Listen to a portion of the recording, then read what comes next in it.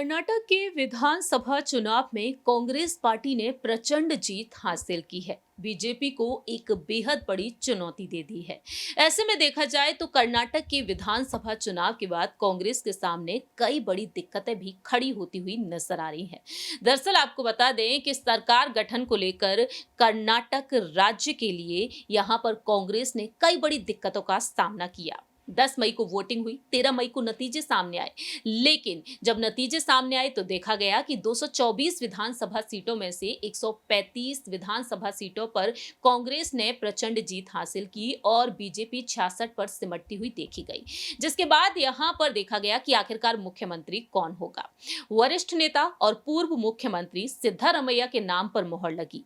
लेकिन यहां पर यह फैसला बिल्कुल भी पसंद नहीं आया प्रदेश अध्यक्ष डीके शिव कुमार को, क्योंकि उन्होंने एक अहम भूमिका निभाई थी इन चुनाव में। अब देखा जाए तो आज का दिन बेहद खास है, बेहद अहम है। आज 20 मई है और मुख्यमंत्री के तौर पर सिद्धारमैया शपथ ग्रहण करेंगे और उप मुख्यमंत्री के तौर पर डीके शिव कुमार। लेकिन कर्नाटक राज्य का जो सियासी संकट है अब वह मिलता जुलता दिखाई दे रहा है मध्य प्रदेश और राजस्थान से। नमस्कार, मैं प्रांशी राठौर और आप देख रहे हैं नेक्स्ट 9 न्यूज। दरअसल ऐसा हम इसलिए कह रहे हैं क्योंकि राजस्थान में सचिन पायलट और अशोक गहलोत के बीच जंग छिड़ी हुई है। 2018 में देखा गया कि कांग्रेस ने सचिन पायलट को आगे किया चुनाव लड़ने के लिए, लेकिन मुख्यमंत्री गहलोत को बना दिया गया। वहीं मध्य प्रदेश में भी ऐसा ही देखने को मिला कि ज्योतिरादित्य सिंधिया को आगे किया गया, लेकिन मुख्यमंत्री कमलनाथ को बना दिया गया। हालांकि ज्योतिरादित्य सिंधिया ने अपना राजनीतिक भविष्य देखते हुए यहां पर कांग्रेस से इस्तीफा दे दिया 2020 में और आज वह केंद्रीय नागरिक उड्डयन मंत्री के तौर पर जाने जाते हैं और बीजेपी में उनकी 22 विधायक हैं।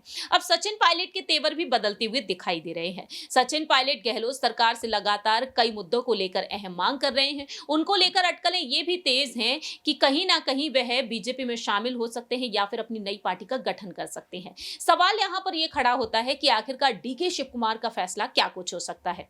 दरअसल आपको बता दें कि जब 13 मई को नतीजे सामने आए तो दिल्ली पहुंचे डीके शिव कुमार और सिद्धारमैया 15 मई को। हालांकि वह दिल्ली जाना नहीं चाहते थे, लेकिन इसके बाद लगातार बैठ के देखने को मिली, चाहे 17 मई हो, 18 मई हो, चाहे 19 मई हो। यहां पर कांग्रेस पार्टी हाईकमान ने कई अहम फैसले सुनाए। राहुल गांधी, सोनिया गांधी ने भरोसा जताया है।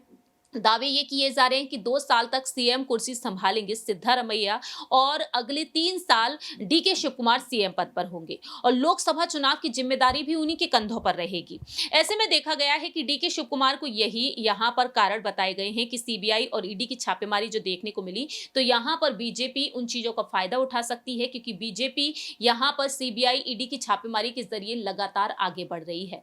अब यहां पर वादा किया गया है राहुल गांधी की तरफ से, पार्टी हाईकमान की तरफ से, कि अन्य विभाग भी डीके शिव कुमार को सौंपे जाएंगे। प्रदेश अध्यक्ष पद पर भी वह रहेंगे और देखा गया कि प्रदेश अध्यक्ष पद पर सचिन पायलट भी रहे थे। हालांकि सचिन पायलट के मन में आज भी वही टीस दबी हुई है कि वह मुख्यमंत्री नहीं बन पाए हैं। अब देखा जाए तो राजनीतिक विश्लेषक क्या कुछ कहते हैं कर्नाटक राज्य की इस सियासत को लेकर। दरअसल आगे क्या कुछ होने वाला है, कुछ राजनीतिक विश्लेषकों ने अपनी बात रखी। उनका कहना रहा कि अगर समय रहते पार्टी के अंदर का विवाद सुलझ जाता है तो ठीक है, नहीं तो इसका असर आने वाले लोकसभा चुनाव पर देखने को मिलेगा। समय समय पर दोनों के बीच विवाद होना लाजिम है और इसका सीधा फायदा बीजेपी उठाने की कोशिश करेगी। 2 साल बाद अगर सिद्धारमैया और डीके शिव कुमार की लड़ाई बढ़ जाती है तो पार्टी में फूट पड़ सकती है और ऐसी स्थिति में कांग्रेस को नुकसान ही हो सकता है, क्योंकि जिस तरीके से हम देख रहे हैं कि जिम्मेदारियों को पायलट ने बखूबी संभाला है राजस्थान में, लेकिन पायलट को अब तक क्या कुछ मिला। बिना किसी पद के वह काम कर रहे हैं। उप मुख्यमंत्री पद और प्रदेश अध्यक्ष पद से उन्होंने 2020 में इस्तीफा दिया। अब देखते हैं कि आखिरकार यहां पर क्या कुछ स्थिति बनती हुई नजर आती है। क्या कर्नाटक में भी हालात नजर आएंगे मध्य प्रदेश और राजस्थान की तरह। इस खास रिपोर्ट में इतना ही। बाकी की तमाम अपडेट्स के लिए देखते रहिए नेक्स्ट 9 न्यूज।